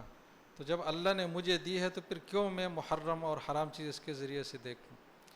اگر یہ انگلیاں صحیح سلامت نہ ہو تو میں کچھ بھی نہیں کر سکوں گا، تو یہ انگلیاں اگر کلک کر سکتی ہے تو اس سے میں غلط چیز کو کیوں کلک کروں؟ اسی طرح اپنے باڈی کے ہر عضو کے بارے میں آدمی یہ سوچیں۔ تو صحت اور تندرستی اور فراغ دو ایسی چیزیں ہیں جس میں حضور نے فرمایا کہ بہت سارے لوگ دھوکے میں پڑے ہوئے ہیں، تو اس احساس کے ساتھ ہم اس چیز کو استعمال کریں کہ ان دو چیزوں سے ہم محروم نہ ہو جائیں۔ اور ایک آخری بات میں کہہ دوں کہ شریعت کا مزاج ہے اعتدال۔ ایک صحابی ہے حضرت عبداللہ بن عمرو بن العاص، اور بخاری کی روایت ہے، ان کو رسول اللہ صلی اللہ علیہ وسلم نے جب شریعت سمجھانا چاہی، شریعت کا مزاج، تو فرمایا کہ ان لجسدک علیک حقا وان لعینک علیک حقا وان لزوجک علیک حقا وان لزورک علیک حقا، کہ آپ کی اپنی باڈی کے بھی آپ کے اوپر حقوق ہے، آپ کی آنکھ کے بھی آپ کے اوپر حقوق ہے، آپ کے زیارت کے لیے ملاقاتی جو آیا ہے اس کے بھی آپ کے اوپر حقوق ہے، آپ کی بیوی کا بھی آپ کے اوپر حقوق ہے، اور آپ کے تمام رشتہ داروں کے بھی آپ کے اوپر حقوق ہے۔ تو آپ ایک حقوق کا مجموعہ ہے، آپ سے حقوق مانگے جاتے ہیں، آپ کا ہر عضو بھی آپ سے اپنا حق مانگ رہا ہے، اور آخرت میں پھر مانگے گا کہ تو نے مجھے ایسا نہیں کیا تو آپ بھگتو اس کو۔ اور آپ کے جو آس پاس جتنے بھی لنکس آپ کے بنتے ہیں ان کے بھی آپ کے اوپر حقوق ہیں، تو ہر ذی حق کو اس کا حق پہنچا دو، تو تب آپ شریعت پر عمل کر سکو گے۔ تو آپ جب اس ٹیکنالوجی کے لیے بیٹھ جائے تو آپ یہ سمجھے کہ بھائی صرف یہ میرا نہیں ہے، اس کے اور بھی بہت سارے حقوق اور ذمہ داری ہیں میری، اور میں نے اس کو بھی پورا کرنا ہے۔ اگر میں پورا نہیں کروں گا تو میں اپنی انسانیت کو پورا نہیں کروں گا، میرے جو انسانی تقاضے ہیں، جو اسلامی تقاضے ہیں، میرے اسلامیت کے جو تقاضے ہیں، اس کو میں پورا نہیں کر سکوں گا۔ لہٰذا اس چیز کو میں نے اس حد تک استعمال کرنے ہے کہ باقی چیزیں میری متاثر نہ ہوں، باقی ذمہ داریاں میری اس کی وجہ سے متاثر نہ ہوں۔ تو اس احساس کے ساتھ ہم اس چیز کو استعمال کریں گے۔ نظر کی حفاظت اور اس کی جو خطر انگیزی ہے، اس کو یہ جو حدیث میں نے آپ کو سنائی، اسی پس منظر میں نظر سے بچنے کی اہمیت، بد نظری سے، اس پہلو میں ہم اس کو استعمال کریں گے، اور اس قرآن اور حدیث کے ان احکام کو مد نظر رکھ کر استعمال کریں گے، اور اپنے بچوں کو بھی یہ بات سمجھائیں گے، تو انشاءاللہ ہم کافی حد تک اس کے منفی اثرات سے محفوظ رہ سکیں گے۔ اور اصل بات یہ ہے کہ المعصوم من عاصمہ اللہ، کہ بچتا وہ آدمی ہے جس کو اللہ تعالیٰ بچانا چاہے۔ تو سب سے بڑا ہتھیار ہمارے پاس اس ابتلا اور آزمائش کا یہ ہے کہ ہم اللہ سے دعا گو رہے ہر وقت، اور اس چیز کو ہم باقاعدہ خطرناک سمجھ کر اس کے نقصانات سے ہم پناہ مانگیں، اور دعا کا اہتمام کرتے رہے، اپنے لیے بھی، اپنے بچوں کے لیے بھی۔ تو انشاءاللہ اس کے مثبت فوائد ہمیں حاصل ہوں گے، منفی چیزوں سے ہم بچ جائیں گے۔ میں انہی معروضات کے ساتھ یہ گفتگو ختم کرتا ہوں۔ اقول قولی ھذا واستغفر اللہ لی ولکم ولسائر المسلمین۔ بہت شکریہ، جزاکم اللہ مفتی صاحب۔ ایک اہم سوال ہے کہ جدید مواصلاتی ٹیکنالوجی کا غلبہ اسلام کی جد و جہد میں کیا کردار ہے؟ جی غلبہ اسلام آتا ہے دعوت کے ذریعے سے. اسلام کو اللہ نے ایسا مذہب بنایا ہے جس میں اپنی اسٹرینتھ موجود ہے کہ وہ دوسرے کو اپنی طرف مائل کرے. صرف آپ کی ذمہ داری اتنی ہے کہ آپ اس تک بات تو پہنچائیں، باقی اثر ہونا اس کے اندر خود ہے، مزید آپ کو کوئی اس میں اثر کے انجیکشن ڈالنے کی ضرورت نہیں ہے. جن آدمیوں کو خود اسلام سے واسطہ پڑا ہے، ہم اگر نیٹ پر دیکھیں تو نیٹ پر یہ مفید چیز بھی ہم دے سکتے ہیں کہ کتنے بڑے بڑے ماہرین اور دانشور جو غیر مسلم تھے، لیکن انہوں نے جب قرآن پڑھا، جب حدیث انہوں نے پڑھی تو مسلمان ہو گئے. اس لیے کہ اسلام میں خود پنپنے کی اور پھیلنے کی اور ابھرنے کی طاقت ہے، بس صرف یہ ہے کہ کسی تک آپ یہ بات پہنچا دیں. تو پہنچانا ہماری ذمہ داری ہے، اور پہنچانے سے ہی آگے اسلام کا اثر خود بخود ہوگا، مزید آپ اس کے درد سر میں نہ پڑے. اور پہنچانا جو ہے اس کے لیے سب سے جو آسان آلہ ہے وہ یہ مواصلاتی ٹیکنالوجی ہے. تو اس کو ہم اسلام کے غلبے کے لیے بہت وافر مقدار میں، بہت مؤثر انداز میں استعمال کر سکتے ہیں اگر اس سے ہم دعوت دین کا کام لیں. لیکن اس کے لیے کچھ محنت کرنا پڑتی ہے، ادھر ادھر سے چیزیں ڈھونڈ کر آگے فارورڈ کرنے سے نہیں ہوتا. اس میں آپ کو اپنا ایک سبجیکٹ طے کرنا ہے، اس پر آپ نے تیاری کرنی ہے، اس پر ایک صحیح جو ہے نا اپنے مٹیریل جمع کرنا ہے، پھر وہ لوگوں کے سامنے پیش کرنا ہے. تو یہ انداز مواصلات کا یہ مؤثر تو ہے، لیکن اس کے لیے محنت کی ضرورت ہے. افسوس کی بات یہ ہے کہ ہمارے جو ادارے اس حوالے سے ہے وہ یہ کام تو کرتے، لیکن اس کے لیے جو مطلوبہ محنت ہے وہ ان سے نہیں ہوتی. فیس بک کا جو ایک پوسٹ ان کو بنانا ہوتے وہ بھی ڈھنگ سے وہ نہیں بناتے کہ وہ اٹریکٹیو ہو، اس میں انسانی نفسیات کا خیال رکھا جائے، اس کا پیغام مستند ہو، صحیح ہو، اس میں جتنے بھی مواد استعمال کیا جائے وہ درست ہوں. تو ایسی چیزوں کے لیے محنت کی ضرورت پڑتی ہے. اگر محنت کے ساتھ اور درست رائے کے ساتھ اور علماء کے مشورے کے ساتھ ہم اس کا استعمال کریں گے تو یہ دین کے دعوت کا ذریعہ ہے، اور جب دین کی دعوت کا ذریعہ ہے تو غلبہ اسلام کا بھی یہ ایک ذریعہ ہے. تو یہ پہلو اس کا بہت اہم ہے، اس کو اختیار کرنا چاہیے. جزاکم اللہ. کچھ عرصے پہلے جو ہے مفتی صاحب تشریف لائے تھے ہمارے یہاں، اور ان کی ایک کتاب جدید فقہ المعاملات کا یہاں تعارف ہوا تھا. مفتی صاحب آسان نے فقہ المعاملات، آسان فقہ المعاملات، جس کا تعارف حضرت مفتی صاحب نے بھی بالتفصیل کروایا تھا. اور پھر اس کے بعد جو ہے میں نے اس میں جو موضوعات کی فہرست تھی وہ آپ کے سامنے پڑھ کر سنائی تھی. تو کل پرسوں ہی مفتی صاحب نے مجھے ایک اور جو ہے سوشل میڈیا پر واٹس ایپ کے ذریعے جو مجھے اس کا ایک امیج بھیجا تھا کہ بھائی میں نے اضافات کے ساتھ جو ہے اب اس کو جو ہے دوبارہ جو ہے شائع کروایا. آ چکی ہے مارکیٹ میں؟ جی اس کی ایڈیشن ختم ہو چکی ہے، اب دوسری ایڈیشن اس کی آ چکی ہے. جی تو انتہائی اہم کتاب ہے آسان فقہ المعاملات. اور یہ جتنے بھی جو معاملات کے حوالے سے جدید مسائل ہیں جو ہماری مارکیٹوں کے اندر پائے جاتے ہیں یا جو ہماری معاشرت کے حوالے سے ہمیں درپیش ہیں، تو مفتی صاحب نے ان کو بالتفصیل ڈسکرائب کر دیا ہے. میں اس کی فہرست ایک مرتبہ اور پڑھ دیتا ہوں تاکہ ہم جو ہے یہ اس نوعیت کی کتابیں ہمارے گھروں میں ضرور رکھیں. جس طریقے سے ہم نے آسان ترجمہ قرآن حضرت مفتی تقی عثمانی صاحب کا اپنے گھروں میں رکھا ہوا ہے، اور معارف الحدیث جو حدیث کی کتاب ہے، اور اس قسم کی جو آسان نوعیت کی حدیث کی کتابیں اپنے گھروں میں رکھتے ہیں تو ان کا مطالعہ بھی گاہے بگاہے کرتے رہتے ہیں. ایک زمانے میں ہمارے ہر گھر میں بہشتی زیور ہوا کرتی تھی. تو بہشتی زیور جو ہے کافی عرصے پہلے لکھی گئی تھی، اور اس میں ابھی بھی اس کی افادیت اپنی جگہ پر عبادات کے حوالے سے اور ہے، لیکن جو خرید و فروخت کے معاملات ہیں اور جو معاشرت کے دیگر معاملات ہیں اس کے حوالے سے جو مفتی صاحب نے جو صحیح کی ہے وہ جو ہے ماشاءاللہ جو ہے بہت ہی جو ہے زبردست ہے، بہت ہی کمنڈیبل ہے. میں جو وہ معاشی، اقتصادی، تجارتی و معاشرتی مسائل ہیں ان کی ایک مرتبہ فہرست پڑھ دیتا ہوں. ہم نے اچھی خاصی بکس یہاں منگائی تھی، ساری کی ساری الحمدللہ چلی گئیں. آج میں نے صبح دوبارہ معلوم کیا تھا ختم ہو گئی ہیں، دوبارہ ہم منگوا لیں گے. جن حضرات کو ہمارے یہاں سے چاہیے ہوں تو ہم جو تجارتی اس کے جو ریٹس ہیں اسی پر دے دیتے ہیں، کسی قسم کا کوئی منافع وغیرہ نہیں رکھتے ہیں. تو اس میں جو کچھ موضوعات کی فہرست اس طریقے سے ہے: نمبر 1 ایجاب و قبول، نمبر 2 خرید و فروخت، نمبر 3 قبضہ، نمبر 4 حقوق کی خرید و فروخت، رائٹس کی خرید و فروخت، نمبر 5 شیئرز کی خرید و فروخت، امپورٹ اور ایکسپورٹ کے مسائل، چیز کا سپردگی کے سے پہلے ضائع ہو جانا. نمبر 8 مصنوعات کی فروخت کے لیے تشہیر کا مروجہ طریقہ کیا ہے. نمبر 9 آرڈر پر چیزیں بنوانے کے احکام. نمبر 10 سونا چاندی اور کرنسیوں کے احکامات. نمبر 11 تجارتی سود اور قرضوں پر سود کے احکام. نمبر 12 بیعانے کے شرعی احکام. نمبر 13 رینٹ یعنی اجارے کے شرعی احکام. نمبر 14 پارٹنرشپ کے شرعی احکام. نمبر 15 مضاربت. نمبر 16 کاشتکاری کے شرعی احکام. نمبر 17 وکالت اور کفالت کے احکام. نمبر 18 حوالے کے احکام. نمبر 19 اشیاء کے گروی رکھنے کے احکام.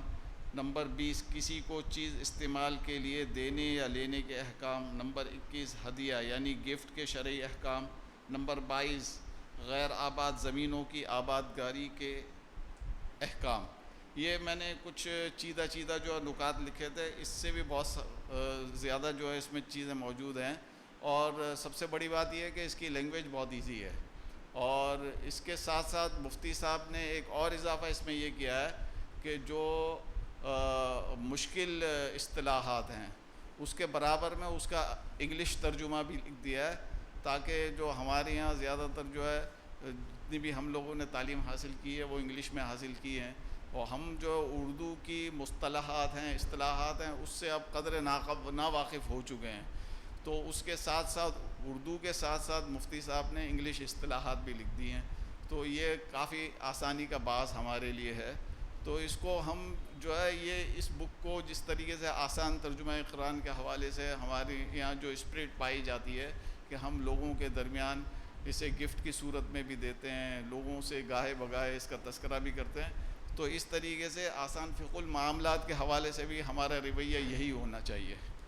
تو انشاءاللہ تعالی نیکسٹ ٹائم جب آپ آئیں گے اگر کسی کو چاہیے ہو تو یہاں ذکی بھائی جو ہے یہاں کاؤنٹر پر بیٹھے ہوئے ہیں، ان کو بتا دیں تو انشاءاللہ تعالی نیکسٹ ٹائم ان کو یہاں سے مل جائے گی. اور خواتین میں جو ذمہ دار ہیں نا ان کو لکھا دیں. اور دیگر یہ کہ جو حضرات اور خواتین پہلی مرتبہ آئے ہیں یا ابھی تک انہوں نے اپنے نام رجسٹر ہمارے یہاں نہیں کروائیں تو کاؤنٹر پر اپنے نمبر رجسٹر کروا دیں، تاکہ ان کو ہمارے یہاں جو درس قرآن و حدیث اور دیگر پروگرام ہوتے رہتے ہیں ان کے SMS پابندی کے ساتھ مل جایا کریں. اور اگلے ماہ کے درس قرآن کے حوالے سے عرض یہ ہے کہ وہ عید کی چھٹیاں ہوں گی، تو عید کی چھٹیوں میں وہ اگلے ماہ کا درس قرآن نہیں ہوگا، انشاءاللہ ناغا ہوگا نیکسٹ منتھ. تو اس کے بعد والے ماہ میں انشاءاللہ درس قرآن و حدیث ہوگا.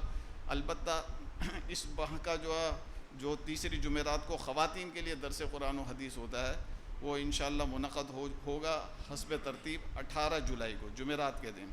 ہر ماہ کی تیسری جمعرات کو یہ درس قرآن و حدیث منعقد ہوتا ہے، 3:30 سے لے کر 4:30 تک. اور اس ماہ کا ہمارا موضوع ہے اس درس قرآن میں نکاح میں رکاوٹ کے اسباب. اور جناب جو ہے اس کے علاوہ جو ہے آسان ترجمہ قرآن بھی باہر کاؤنٹر پر اویلیبل ہے، کاسٹ ٹو کاسٹ جو ہمارے یہاں سے جو ہے ملتا ہے. تو جن حضرات اور خواتین کو چاہیے ہو تو باہر جو کاؤنٹر لگا ہوا اس سے حاصل کر سکتے ہیں. اور دعا سے پہلے ایک دعا کے لیے مجھے آپ سے ضرور بات کرنی ہے. وہ یہ کہ گزشتہ کچھ عرصے سے آپ نے کچھ ویڈیو کلپس بھی دیکھی ہوں گی چین کے مسلمانوں کی حالت زار کے حوالے سے. سنکیانگ کے جو مسلمان ہیں، ابھی کچھ اور نئی رپورٹس آئی ہیں، رپورٹس تو آ رہی تھی بہت ساری. تو یہ اغیور مسلمان جو ہے وہاں کے سنکیانگ کے تقریباً بہت بڑی آبادی ہے وہاں سنکیانگ صوبے میں، تقریباً 1.10 کروڑ یہ مسلمان موجود ہیں. اور یہ بنیادی طور پر ٹرکش تھے جو کہ وہاں گئے تھے چائنا میں. تو اس وقت جو ہے چین کی حکومت نے ان کے ساتھ بڑا ہی ظلم و ستم کا معاملہ اس طریقے سے کیا ہوا ہے کہ ان کے بچوں کو بورڈنگ اسکولز میں ان سے بالکل الگ کر کے رکھ دیا ہے. اور جو مرد اور خواتین جو ان کی مائیں اور جو ان کے والدین ہیں ان کو بالکل الگ کر دیا ہے. ان کو اگر گھروں میں جو محبوس کر کے رکھا ہوا ہے یا ان کے لیے الگ سے ایسے سینٹرز بنا دیے ہیں کہ جس میں وہ اپنی ایکٹیویٹیز کوئی نہیں کر سکتے ہیں. ان کے اوپر نمازیں ادا کرنے پر پابندی ہے، روزہ رکھنے پر پابندی ہے، اور جناب جو ہے دیگر جو ہے شرعی احکام جو وہ بجا لاتے ہیں. تو اس کے اوپر بھی ان کے اوپر پابندی چل رہی ہے. ابھی حال ہی میں انٹرنیشنل میڈیا کو تو وہاں جانے کی ہرگز اجازت نہیں تھی کہ وہ معاملات کی رپورٹنگ کریں، لیکن پھر بھی جو بین الاقوامی سطح کے کچھ نشریاتی ادارے وہاں پہنچنے میں کامیاب ہو گئے، تو انہوں نے وہاں ان معاملات کی تحقیق کی، تو ان جو ہے بین الاقوامی ایجنسیز کے ہوش اڑ گئے. انہوں نے دیکھا کہ ان بچوں کو اسکولز میں، جن بورڈنگ اسکولز میں رکھا گیا ہے، وہاں ان کو جو ہے ان کے مذہب سے بالکل لا تعلق کر دیا گیا ہے. ان کو ان کے مذہب کی کتابیں پڑھنے کی اجازت نہیں ہے، یعنی وہ قرآن کریم یا احادیث کی کوئی کتابیں، اور ان کو یہ بتایا جاتا ہے کہ جو کچھ بھی ہے اس دنیا کے اندر وہ سیکولرزم ہے اور کوئی اللہ کا وجود نہیں ہے، اور جناب جو ہے یہ جو ہے مذہب جو ہے یا دین ہے یا اسلام جو کچھ بھی ہے یہ ایک نشہ ہے، اور انسان کا وقت ضائع کرنے میں، انسان کی ترقی کی رکاوٹ میں جو سب سے بڑا کردار ادا کرتا ہے تو وہ مذہب ادا کرتا ہے، اور وہاں مذہب سے مراد دین اسلامی ہے. تو ان بچوں کی ان اداروں میں رکھ کر، ان کے والدین سے بالکل الگ رکھ کر ان کی اتنی زبردست طریقے سے برین واشنگ کی جا رہی ہے کہ جب یہ بچے جوان ہوں گے تو ان کو اپنے دین اور اپنے مذہب کے حوالے سے کوئی معلومات نہیں ہوں گی، بالآخر وہ کمیونسٹ ذہن کے ہی بنیں گے یا سیکولر ذہن کے ہی بنیں گے. میں یہ کہنا چاہ رہا تھا، ابھی ہوا یہ کہ ٹرکی نے اس حوالے سے بڑا زبردست کردار ادا کیا. ٹرکی میں باقاعدہ جو ہے یہ جو اویغر مسلمان جو ہے ان کی ایک کانفرنس کروائی گئی ایک بہت بڑے ہال کے اندر، اور ان کو ایکسپوز کیا گیا جتنے بھی جو بڑے بین الاقوامی سطح کے جو صحافی حضرات تھے ان کے سامنے، اور ان کے سامنے ان کی کانفرنس کروائی گئی، ان کی پریس کانفرنس ہوئی. اس میں انہوں نے سارے کے سارے حالات وہاں سنکیانگ میں مسلمانوں کے ساتھ روا رکھے گئے اس کے حوالے سے انہوں نے پوری بریفنگز دی، اور اپنی یعنی کہ وہ جو مائیں جو تھیں اور ان کے والدین جو تھے وہ اپنی کیفیت جو بتا رہے تھے تو رو رو کر بتا رہے تھے کہ بھئی ہمارے بچوں کو کس طریقے سے ہم سے الگ کر دیا گیا، نہ ہمیں ملنے کی اجازت ہے، ہمیں یہ تک پتہ نہیں ہے کہ ان کو رکھا کہاں گیا ہے. تو انتہائی منظم انداز میں یہ والی کوشش وہاں شروع کی گئی ہے. سب سے پہلے تو یہ کہ ہمیں ہماری حکومت سے گزارش کرنی چاہیے، مطالبہ کرنا چاہیے کہ ہماری حکومت اس حوالے سے اپنا کردار ادا کرے. سفارتی بنیادوں پر، سفارتی سطح پر ہمارے چائنا کے ساتھ بڑے اچھے سفارتی تعلقات ہیں. چائنا کو باور کروایا جائے کہ بھائی ہماری مسلمان کمیونٹی کے ساتھ جو یہ ظلم و ستم جو روا رکھا گیا ہے اس کو ختم کیا جائے، اور اس میں آپ جس طریقے سے اپنے چائنا کے دیگر جو شہریوں کو آپ نے حقوق دیے ہوئے ہیں وہاں کے مسلمانوں کو بھی اسی طریقے سے حقوق دیں. یہاں پاکستان کے اندر ہمیں ایسی کانفرنسز منعقد کرنی چاہیے کہ جس کی وجہ سے ہمارے عام مسلمانوں کو پتہ چلے کہ وہاں سنکیانگ کے مسلمانوں کے ساتھ جو ہے کیا سلوک روا رکھا گیا ہے. علاوہ ازیں ہمیں بالخصوص ہماری دعاؤں میں اس بات کا اہتمام کرنا چاہیے کہ ہم ان کے لیے دعا کریں کہ اللہ تعالیٰ ان کے لیے کوئی ایسی سبیل نکال دے کہ بچے اور ان کے والدین ایک ہو جائیں، اور ان بچوں کو دین سے برگشتہ کرنے کے لیے یہ جو سازشیں کی جا رہی ہیں وہ اس کا جو ہے اختتام ہو. تو ہمیں ابھی دعا بھی کر لینی چاہیے اس کے لیے. اور دیگر یہ کہ ایک اعلان رہ گیا تھا وہ میں کر دیتا ہوں کہ ہمارے یہاں ایک وفاق المدارس العربیہ کی طرف سے 2 سالہ کورس شروع کیا گیا ہے ہماری عام پبلک کے لیے کہ جو ہے ان کو جو دین کی موٹی موٹی باتیں جو ہے وہ اس کی معلومات ہوں. بڑا زبردست کورس بنایا گیا ہے وفاق المدارس کی طرف سے. تو ہم نے یہ کورس یہاں القرآن کورسز سینٹر میں جو ہے خواتین کے لیے شروع کیا ہے.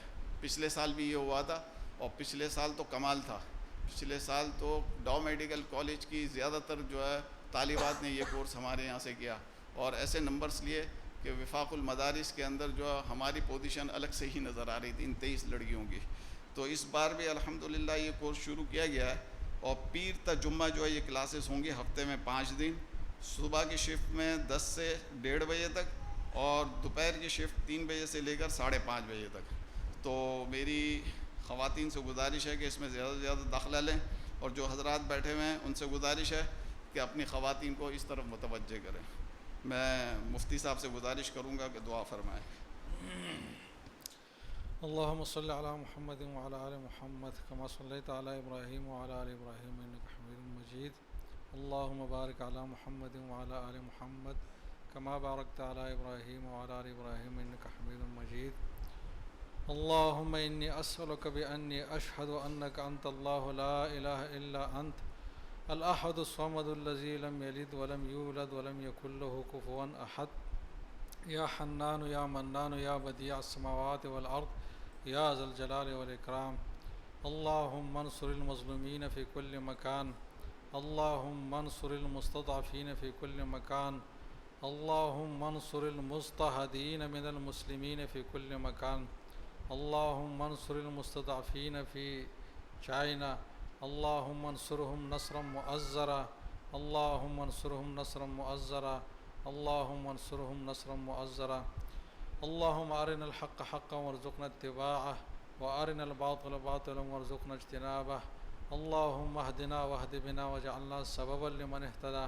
ربنا لا تزغ قلوبنا بعد إذ هديتنا وهب لنا من لدنك رحمة إنك أنت الوهاب. اللهم إنا نسألك من خير ما سألك منه عبدك ونبيك محمد صلى الله عليه وسلم وعبادك الصالحون، ونعوذ بك من شر ما استعاذ منه عبدك ونبيك محمد صلى الله عليه وسلم وعبادك الصالحون، وأنت المستعان وعليك البلاغ ولا حول ولا قوة إلا بك. وصلى الله تعالى على خير خلقه محمد وعلى آله وصحبه أجمعين.